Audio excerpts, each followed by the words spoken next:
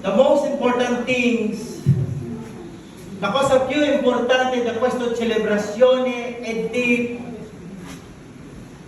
meditare, di studiare e di approfondire la parola nostro Signore. E prima di tutto io vorrei presentare che comunità, questo come si chiama il nome del gruppo della comunità, si chiama Father's House. Questo gruppo nasce in America, che è la madre chiesa, che diciamo si trova in America, in Missouri, che io con mia moglie diciamo essere come un missionario. Dio ha dato a noi un'opportunità di seminare una chiesa in Spagna, in Madrid, durante la pandemia. Io come anche con mia moglie siamo andati in Madrid 2 volte al mese per seguire la comunità in Madrid per 3 anni, per nostra spesa, senza chiedere a nessuno. E poi lo scorso anno, quando noi lasciato la chiesa in Madrid, quando è stato preparato tutti i fratelli, adesso la chiesa sta continuando a crescere. E allora lo scorso 2024 Dio ha chiamato a me di iniziare la comunità in Roma. Veramente un compito veramente molto faticoso, perché ogni domenica alle 3 di notte io sono in viaggio, sto andando in Roma ogni domenica e poi torno qui a Sassari l'ultimo volo. Veramente molto faticoso, ma anche se così faticoso, quando io mi vedo i fratelli che cambiano la vita, quando mi vedo i fratelli che cresce la voglia di servire il nostro Signore, la fatica, solo dimentica la fatica. E poi all'inizio di questo anno, quando in mia riflessione, quando la mia preghiera, io sempre chiedo al nostro Signore, dammi un'indicazione di dove posso iniziare da nuovo. E Dio sempre dice, non devi allontanare i tuoi occhi, non guardare lontano, guardare la cosa vicino. E adesso, ma perché nella mia cuore, il cuore di mia moglie, che vogliamo iniziare la comunità qui. Però la verità, la cosa molto difficile di iniziare di fare la comunità il posto da dove sei tu, perché la gente conosce che sei, capito? Perché la gente sa, quella persona non proprio crede perché quella persona è cattiva, quella persona la carattere non è così buona, io non credo. Quello è una cosa molto difficile di iniziare una comunità come questa da questa società, perché la gente sa chi sono io, perché sono una persona peccatore, sono una persona che sempre si sbaglia, però la grazia di Dio è più grande del mio peccato. Amen. Allora, il messaggio per oggi è questo.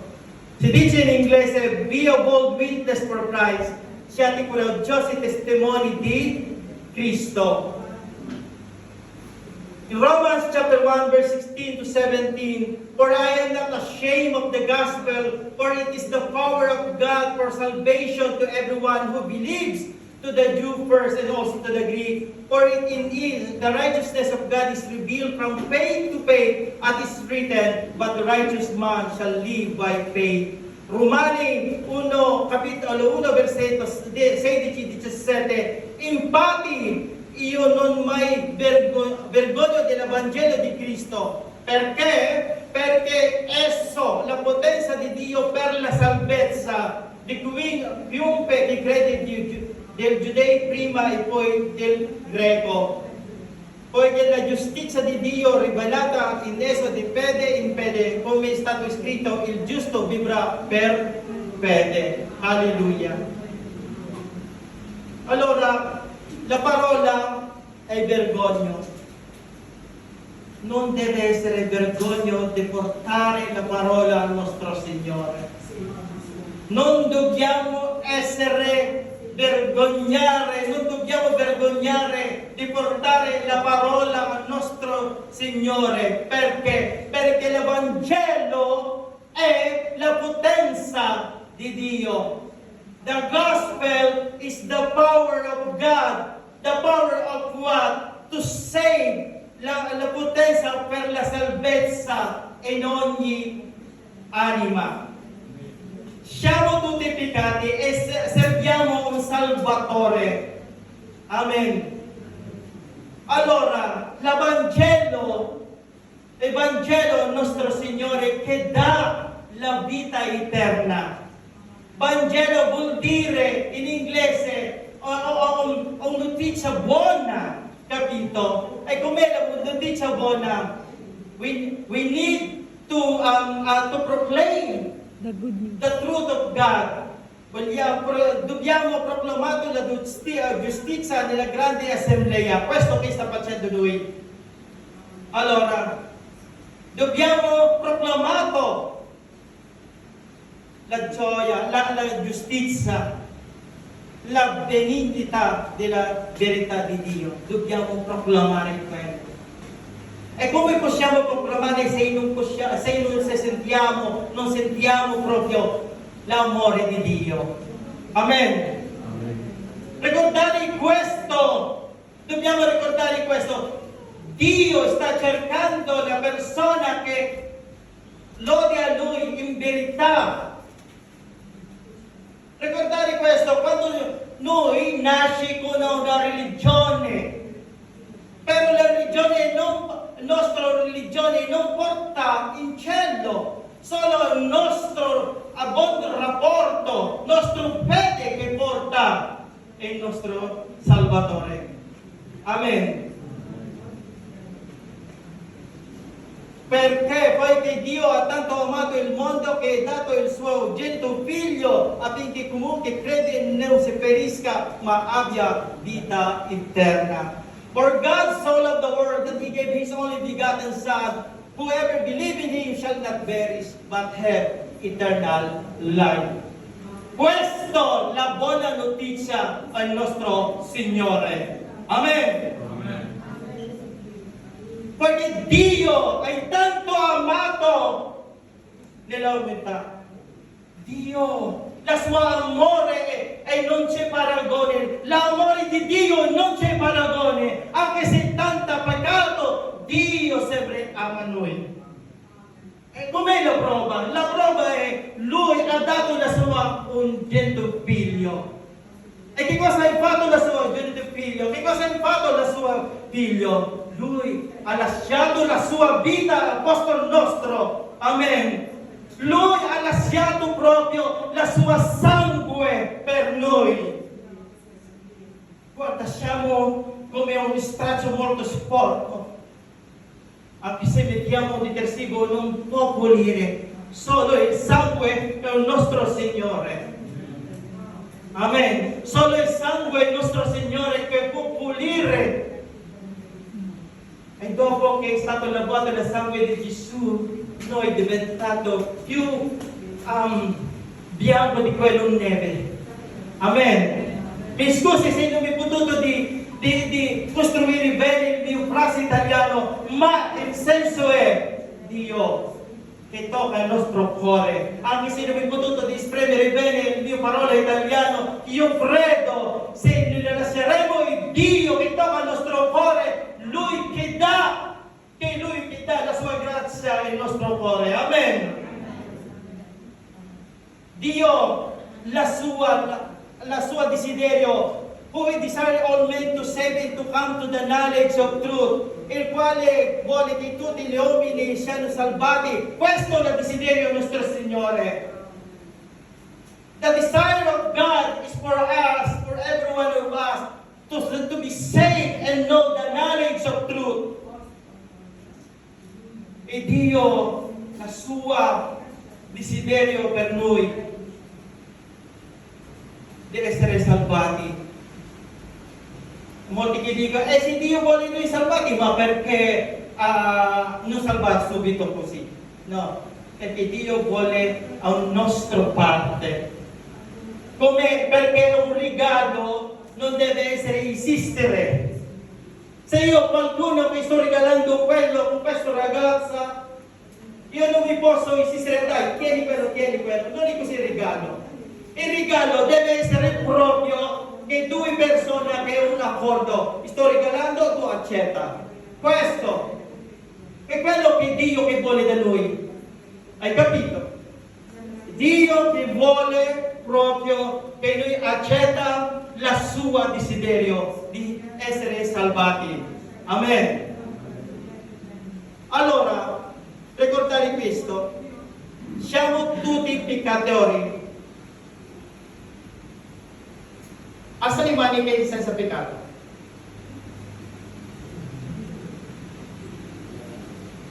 Oh, mi ripeto, alza le mani quello senza peccato. Vedi, tutti noi abbiamo peccato, siamo peccatori. Anche se il nostro peccato è piccolo, è sempre peccato. Capito? E si dice questo, quando siamo peccatori non possiamo entrare nel regno nostro Signore. Amen? Non possiamo entrare. Anche se, guarda, mi scusi, non sto giudicando gli altri, però questo per la discussione di un studio, diciamo quello. Se una persona è morta o muore, diciamo quello. Ricordare questo, la preghiera di prete o la preghiera di quello, la comunità, non fa nulla. Non ti può portare l'anima di una persona morta in cielo, no. No. Perché la nostra salvezza è base, è il nostro decisione. Perché ricordare questo, nostra salvezza, Dio ha dato l'opportunità di avere la salvezza, però dobbiamo fare il nostro parte. E il nostro parte è di accettare il dono del nostro Signore. Allora, ricordare sempre questo fratello e sorelle. Questa sera io vorrei concludere questa predicazione che dobbiamo essere proprio pronti di fare il nostro parte come servo di Dio. Portiamo l'Evangelo, portiamo la parola del nostro Signore in nostra famiglia, i nostri amici, la nostra casa, e poi vedrai piano piano si cresce tutto quello persona che crede in nostro Signore. Ricordare questo Vangelo è molto importante, specialmente in questo momento. Il Vangelo di Gesù è molto importante. Perché? Hai visto che cosa sta succedendo adesso in ogni famiglia? Quasi ogni famiglia è distrutta. Perché? Perché non c'è più il Vangelo nella famiglia, non c'è più Gesù nella famiglia. Questo è non la mia opinione, questo è un risultato di studi che è stato fatto in tutte le parti del mondo. In America, quando la famiglia è distrutta, perché il padre o la madre ha dimenticato il Gesù, ha dimenticato di insegnare ai suoi figli che è Gesù, che cosa deve fare davanti a Gesù. Perché il padre è molto occupato per raccogliere il tesoro per la sua famiglia. un peccato. E ricordare sempre quello, la prima attacco di diavolo è la sua attacco sempre, sta attaccando sempre la famiglia. Capito? Adesso, 2024, Dio ha dato a me l'opportunità di andare in America e in Canada. La verità, in America e in Canada c'è un'enorme libertà, ma purtroppo quella libertà che sta portando la gente di allontanare il nostro Signore. In Canada, fratelli e sorelle, in Canada, proprio quando nasce un bambino, non può mettere nel certificato di nascita se maschio o donna. No. Perché c'è una legge, deve aspettare il tempo quando decide quella bambina se lei è maschio o femmina. Hai capito? In America molti che dicono guarda, abbiamo libertà in fede, ma purtroppo anche in America adesso sta disturbando, sta cambiando la teologia. Perché? Perché loro adesso non credono più che Dio, il Dio il passato è Dio, adesso è Dio il futuro. No. A ricordare quello. Io mi auguro qui in Italia che dobbiamo tenere proprio il vero Vangelo il nostro Signore. La verità, in America c'è una grande chiesa che predicano per la prosperità, però non mai toccare, mai predicare il peccato, mai predicare la sangue di Gesù. Io mi auguro qui in Italia che rimaniamo il vero Vangelo nostro Signore. Amen. E allora, quello è il mio desiderio, quello è il mio compito, e mi credo è il compito di ogni cristiano qui. E dobbiamo portare il Vangelo in ogni famiglia. Dobbiamo essere proprio pronto. Dobbiamo essere proprio pronto per ogni tipo di persecuzione. Dobbiamo pronto proprio ad affrontare tutti quei problemi.